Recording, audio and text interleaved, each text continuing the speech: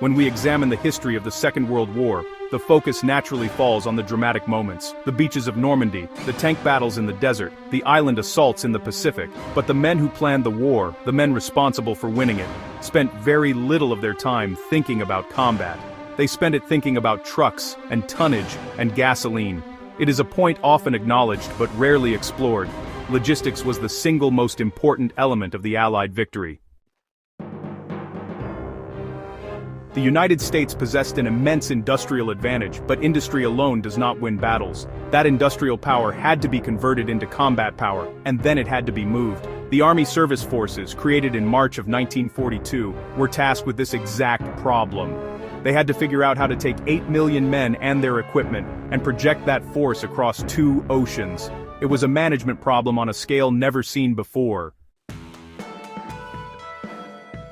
The man driving this effort was General Brehon B. Somervell. He was not a combat commander, but his influence on the war was as significant as Eisenhower's or MacArthur's. Somervell understood that modern war required centralized control. He brought in hundreds of America's top business leaders and applied corporate management techniques to the business of war. He introduced statistical controls, performance measurements, and a ruthless focus on efficiency. He was building the machine that would deliver the knockout punch.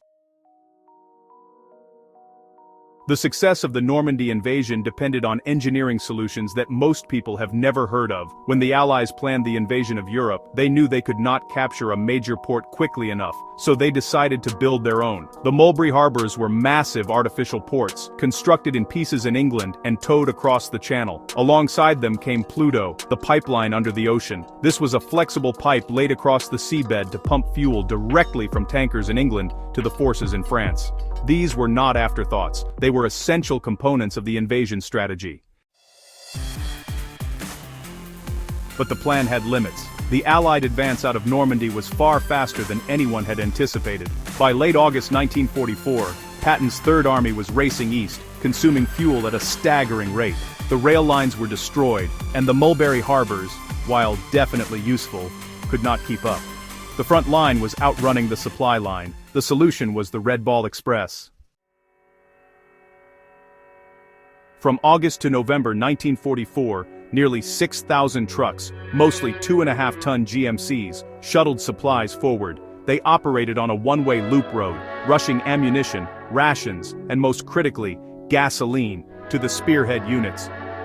The drivers, 70% of whom were black soldiers, faced long hours and constant danger.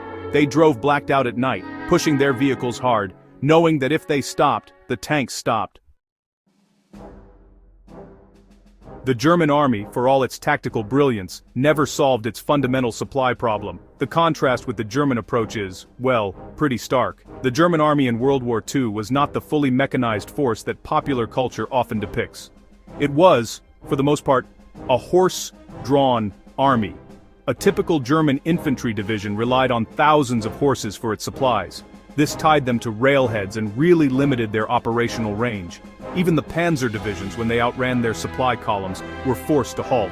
Rommel in North Africa was consistently defeated not by British tanks, but by the length of his own supply lines.